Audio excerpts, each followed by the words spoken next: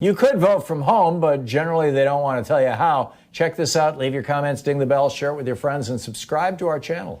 There's a new website out there. It's called Vote From Home 2020. I'm looking at it right now. And how it works, COVID-19 has brought America to a halt, and with it almost all in-person voter mobilization efforts. And so, well, they're doing all kinds of cool stuff. In fact, let's check in with one of the people involved with this effort. Ben Tyson is the co-founder of VoteFromHome2020.org. And Ben, welcome to the program. Tell us about Vote From Home 2020. Well, thanks, Tom. It's great to be here with you today. I really appreciate it. Yeah, Vote From Home 2020 is kind of our grassroots response to both the dual factors of the pandemic this year and Donald Trump's ongoing efforts at voter suppression, trying to disenfranchise voters to keep himself in power, and our realization that we can mobilize activists and grassroots support across the country in order to keep him from doing that, keep him from using COVID-19 as the biggest tool of voter suppression that we've ever seen in our lifetimes. So how? So we are reaching out to voters in swing states. Particularly, we are targeting voters in North Carolina, Pennsylvania, and Michigan. These are three states that are battleground states, obviously, in the election. And if we flip these three states to vote Democratic in 2020, even if everything else stays the same, we'll manage to get 270 electoral votes and win. But these are three states that have historically very low rates of voting by mail. We see voting by mail as the key in order to make sure we have a safe election this year, so people can vote safely from home over a long period of time. We're getting out there early. We've already started sending text messages and making calls to voters in these three states to get them activated, get them signed up to vote by mail, and then we'll be sending them mail-in ballots directly with return postage prepaid, with the return envelope pre-addressed, so that they can get their mail-in ballot early and get it returned early so that their vote will be counted in the election. So if people want to vote from home, at least in those three states, they can go to votefromhome2020.org. What about the other states? Well, actually, anyone in any state can go to votefromhome2020.org/apply and click on their state and get access to find tools on how to register to vote by mail in those states. Our voter mobilization efforts and direct voter contact are just the ones that are focused on those three states. But anyone can go to votefromhome2020.org/apply to get information and help registering for a mail-in ballot wherever they live. Obviously, in some states, it's easier than in others. North Carolina, Michigan, and Pennsylvania are also three states we're targeting because they allow any voter in the state without needing an excuse to request a mail-in ballot, even though this is the first year for many of them in doing so on a widespread way. What about people who live in Texas or New York, where you have to have a reason to get a mail-in ballot? And in Texas, in fact, I think you have to have a doctor write that reason. Yeah, I mean, there are a number of ongoing court cases specifically challenging Texas's restrictions on voter registration for vote by mail. And in New York, I know there's still some ongoing discussion about expanding that for the general election.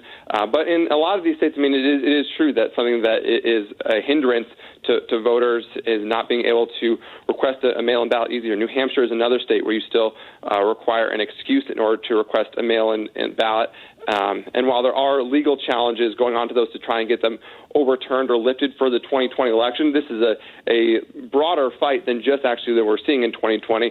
And the efforts to expand voting access is something that both predates the 2020 election and something that we're hoping to continue once this is wrapped up and we have a Democratic president in the White House. You know, it boggles my mind, Ben, is that there's, very few people dispute. I mean, you got crackpots around the fringes with their little lawsuits and things, but basically there's very few people disputing the powers of federal and state governments during a public health emergency. For example, the power to close restaurants and bars, or the power to require, to limit public gatherings, things like that. Very few people, no rational person is saying, oh, no, you can't do that. But even in a state that's theoretically controlled by Democrats, like New York State, they're not saying, because of the public health emergency, we're going to make it easy for people to vote by mail. What's going on in New York? What am I missing here? And why is this not, this state of emergency not being more broadly used by other states? Or is this something that's exclusive outside of New York to states controlled by Republicans who agree with Donald Trump. And apparently with you, Ben Tyson, that if everybody votes, more Democrats get elected and the Republicans suffer. Well, we also have to remember that, Donald Trump's whole fundamental premise to his existence and his electoral strategy and success is premised on this idea of restricting the number of people who can vote. That's also a big factor in why he won in 2016.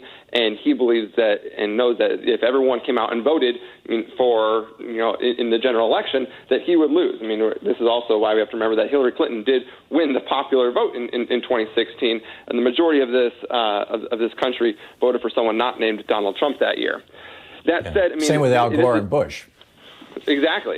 So this is an ongoing problem that and kind of systemic to our country that we make it harder for people to vote and participate in our democracy just because it's actually a political tactic for one side of the aisle to help them stay in power.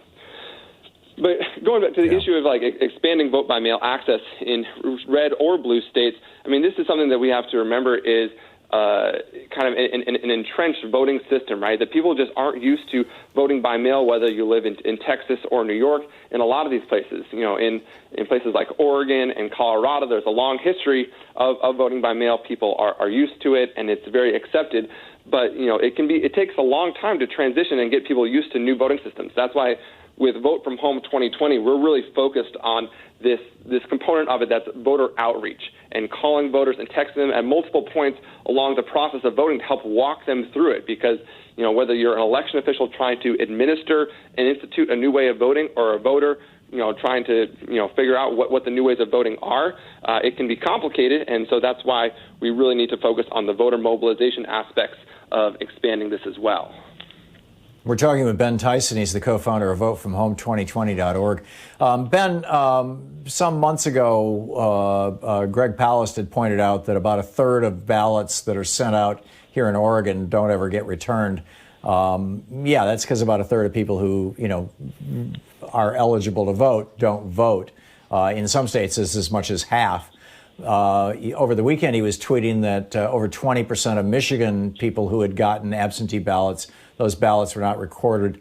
I don't know if he was talking about people just didn't vote and send them back, or if they were disqualified. But we are seeing in some states some fairly high percentage numbers for ballots being disqualified because people didn't sign the outside of the envelope, or because somebody challenged it, saying that their signature wasn't close enough to the one on their card, on their voter registration card. What's the situation with all this stuff?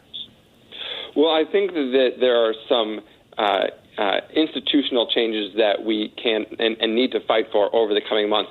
One of the biggest ones is fighting to extend the deadline where ballots can be accepted back at county clerks or local township officials, or it varies state by state, but wherever ballots are sent back to by voters, by changing the deadline so where it has to be postmarked by Election Day, not received by Election Day. You can actually cut down on those numbers of rejected ballots significantly. Here in Oregon, though, Ben, our vote by mail ballots are, they come in a self-addressed stamped envelope. It's got postage already on it, and it doesn't get postmarked. Well, and that's also one of the important things that you particularly have in Oregon there. That's the one success that we can fight for over the coming months is expanded drop boxes. Actually in Oregon, most people don't send their ballots back via mail. They put them in one of the drop boxes. I went to college up there, and I got to do that myself for a number of years. I live here.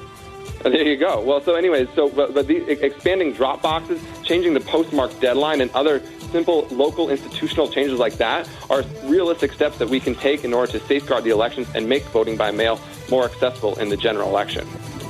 There you go. Ben Tyson, the co-founder of VoteFromHome2020.org. Check out that website. And, a great resource. Ben, thanks so much for dropping by. Thanks for having me.